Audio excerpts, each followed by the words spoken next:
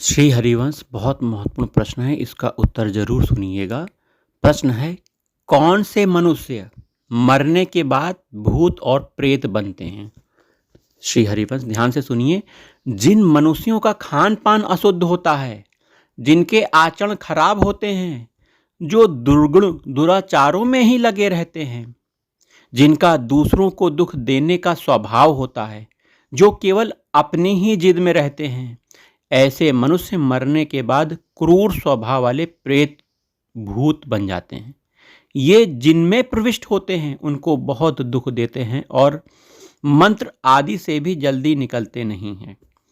वहीं जिन मनुष्यों का स्वभाव सौम्य होता है, दूसरों को दुख देने का नहीं है उनका स्वभाव, परंतु सांसारिक वस्तु, स्त्री, पुत्र, धन, जमीन आदि में जिनकी ममता आसक्ति बनी रहती है, ऐसे मनुष्य मरने के बाद सौम्य स्वभाव वाले भूत प्रेत बनते हैं।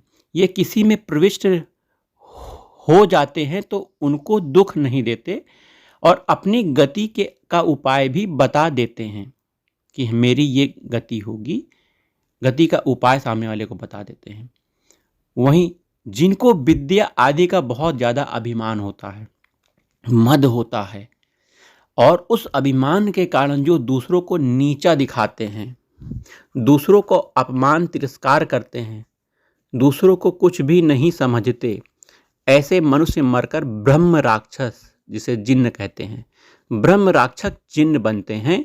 ये किसी में प्रविष्ट हो जाते हैं, किसी को पकड़ लेते हैं तो बिना अपनी इच्छा के उनको छोड़ते नहीं हैं।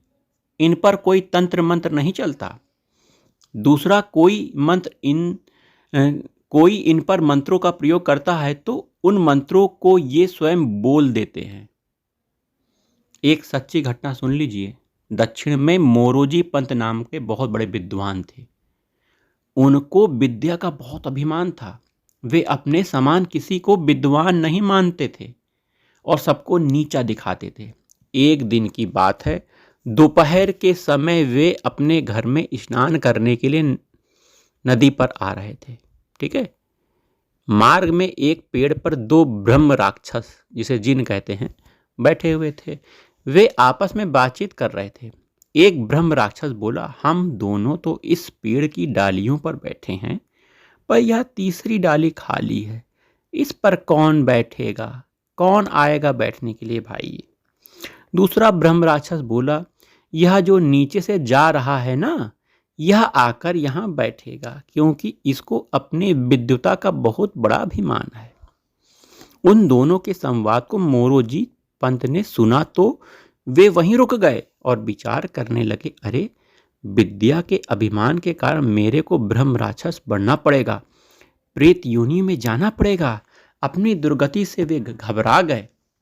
मन ही मन संत ज्ञानेश्वर जी की शरण में गए कि मैं आपकी शरण में हूँ, आपके सिवा मेरे इस दुर्गति से बचाने वाला कोई नहीं है। ऐसा विचार करके वे वहीं से आलंदी के लिए चल पड़े, जहाँ संत ज्ञानेश्वर जी जीवित समाधि ले चुके थे। फिर वे जीवन भर वहीं रहे, घर आए ही नहीं। संत की शरण में जाने से उनका विद्या का अभिमान चला गया। संत कृपा से वे भी संत बन गए। वहीं अगली बात सुनिए। जो स्त्री पर पुरुष का चिंतन करती रहती है तथा जिसका पुरुष में बहुत अधिक आसक्ति होती है, वो मरने के बाद चुड़ैल बन जाती है। भूत प्रेतों का प्रायः यह नियम रहता है कि पुरुष भूत प्रेत पुरुषों को ही पकड़ते हैं, स्त्री भूत प्रेत स्त्रियों को ही पकड़ती हैं, परंतु चुड़ैल केवल पुरुषों को ही पकड़ती है।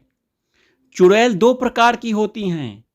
एक तो पुरुष का शोषण करती हैं, मतलब उसका खून चूसती हैं, उसकी शक्ति छीण करती हैं। दूसरी चुड़ैल होती है, पुरुष का पोषण करती है, उसको सुख आराम देती है। ये दोनों ही प्रकार की चुड़ैलें पुरुष को अपने वश में रखती हैं। अब इसकी घटना सुनिए ध्यान से। एक सिपाही था, रात के समय कहीं से अपने घर आ रहा था। रास्ते में उसने चंद्रमा के प्रकाश में एक वृक्ष के नीचे एक सुंदर स्त्री देखी। उसने उस स्त्री से बातचीत की तो उस स्त्री ने कहा, मैं आ जाऊं क्या? सिपाही ने कहा, हाँ आ जा। सिपाही के ऐसा कहने पर वह स्त्री चुड़ैल थी, उसके पीछे आ गई। अब वह रोज रात में उस सिपाही के पास आती, उसके साथ सोती, उसका संग करती और सवेरे चली जाती। इस तरह वह सिपाही का शोषण करने लगी। एक बार रात में वो दोनों लेट गए, फिर बत्ती जलती ही रही गई, तो सिपाही ने उससे कहा कि तू बत्ती बंद कर दे। उसने लेटे लेटे ही अपना हाथ लंबा करके बत्ती बंद कर दी। अब सिपाही को पता लग गया कि यह तो कोई सामान्य स्त्री नहीं है, यह तो चुड़ैल है। वो बहुत घबरा गया। चुड़ैल ने उसको धमकी दी कि अगर तू किसी को मेरे बारे में बताएगा तो मैं तेरे को मार डालूंगी। इस तरह वह रोज रात में आती और सवेरे चले जाती। सिपाही का शरीर दिन प्रतिदिन सूखता जा रहा था। लोग उससे पूछते कि भैया तुम इतने क्यों सूखते जा रहे हो, कमजोर हो गए हो, क्या बात है, बताओ तो सही। परंतु चुड़ैल के डर के मारे वह किसी को कुछ नहीं बताता। एक दिन वह दुकान से दवाई लाने गया। दुकानदार ने दवाई की पुड़िया बांध कर दी। सिपाही उस पुड़िया को जेब में डालकर घर चला गया। रात के समय जब वह चुड़ैल आई तब वह दूर से ही खड़े खड़े बोली कि तेरी जेब में जो पुड़िया है उसको निकाल कर फेंक दे। सिपाही को विश्वास हो गया कि इस पुड़िया में जरूर कुछ करामात है, तभी तो आज यह चुड़ैल मेरे पास नहीं आ रही है। सिपाही ने उससे कहा कि मैं पुड़िया नहीं फेंकूंगा। चुड़ैल ने बहुत कहा पर सिपाही ने उसकी बात नहीं मानी। जब चुड़ैल का उस पर वश नहीं चला तब वह चली गई।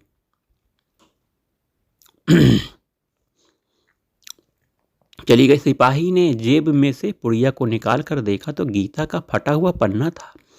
इस तरह गीता का प्रभाव देखकर वह सिपाही अब हर समय जेब में गीता रखने लगा।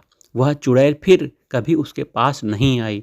जो लोग भगवान के मंदिर में रहते हैं, गीता, रामायण, भागवत आदि का पाठ करते हैं, भगवान नाम की आरती, स्तुति, प्रार्थना करते हैं, भगवान नाम का जाप करते हैं, पर साथ ही साथ लोगों को ठगते हैं, भगवान की भोग सामग्री, वस्त्र आदि की चोरी करते हैं, ठाकुर जी को पैसा कमाने का साधन मानते हैं, ऐसे मनुष्य भी मरने के बाद भगवद अपराध के कारण भूत प्रेत बन सकते हैं। ये किसी में प्रविष्ट हो जाते हैं तो उनको दुख नहीं देते। पूर्व जन्म में भगवत पूजा, आरती, स्तुति, प्रार्थना आदि करने का स्वभाव पड़ा हुआ होने से ऐसे भूत प्रेत भगवान नाम का जाप करते हैं।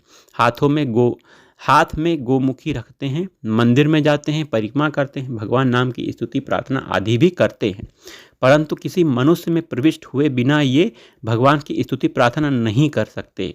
वृंदावन में बांके बिहारी मंदिर जी के मंदिर में एक छोटा बालक आया करता था। वह संस्कृत जानता ही नहीं था, पर बिहारी जी के सामने खड़े होकर वह संस्कृत में भगवान के स्रोत का जोर जोर से पाठ किया करता था। पाठ करते समय उसकी आवाज़ भी बालक जैसी नहीं रहती थी, प्रत्युत बड़े आदमी जैसी आवाज़ सुनाई दिया करती थी, कारण कि उसमें एक प्रेत प्रविष्ट हुआ था और भगवान की स्तुति करता था, पर वह उस बालक को दुख नहीं देता था। भगवत अपराध फल भोगने के बाद भगवत कृपा से ऐसे भूत प्रेत की सद्गति हो जाती है, प्रेत योनि छूट जाती है। जैसे मनुष्यों में जो अधिक पापी होते हैं, दुर्गुणी दुराचारी होते हैं, हिंसात्मक कार्य करने वाले होते हैं, वे भगवान की कथा, कीर्तन, सत्संग आदि में ठहर नहीं सकते, वहाँ से उठ जाते हैं। ऐसे ही भयंकर पापों के कारण जो भूत प्रेत की नीच योनि में जाते हैं, वे भगवान नाम के जाप, कथा, कीर्तन, सत्संग आदि के नज़दीक नहीं आ सकते। जो लोग भगवान की कथा, भगवान का नाम, कीर्तन, सत्संग आदि का विरोध करते हैं, निंदा तिरस्कार करते हैं, वे भी भूत प्रेत बनने पर कथा, कीर्तन, सत्संग आदि के नज़दीक नहीं जा सकते। अगर वे कथा, कीर्तन आदि के नज़दीक आ जाएं तो उनका शरीर में दाह होने लगता है। अगर पुजारियों के मन में सांसारिक वस्तुओं का महत्व न हो, प्रत्युत ठाकुर जी का महत्व हो, ठाकुर जी के अर्पित चीज़ों में प्रसाद की भावना हो, भगवान की वस्तु प्रसाद रूप से मिलने पर गदगद हो जाते हों, अपने को बड़ा भाग्यशाली मानते कि हमें भगवान की चीज़ मिल गई, प्रसाद मिल गया, इस तरह वस्तुओं में भगवान के संबंध का महत्व रखते हैं, तो भगवान के अर्पित वस्तुओं को स्वीकार करने पर भी उनको दोष और भगवत अपराध नहीं लगता है। अंतःकरण में भगवान का महत्व होने के कारण वे कभी भूत प्रेत बन ही नहीं सकते। परंतु जिनके अंतःकरण में वस्तुओं का महत्व है, वस्तुओं की कामना, ममता, वासना है, वे तीर्थ स्थान में, मंदिर में रहने पर भी मरने के बाद वासना आदि के कारण भूत प्रेत हो जाते हैं। उन्होंने क्रिया रूप से भगवान की पूजा आरती की है, इस कारण वे उस तीर्थ स्थान में ही रहते हैं। इस प्रकार उनका भगवत अपराध फल प्रेत योनि भी मिल जाता है और भगवत संबंधी क्रियाओं का फल तीर्थ स्थान में निवास भी मिल जाता है।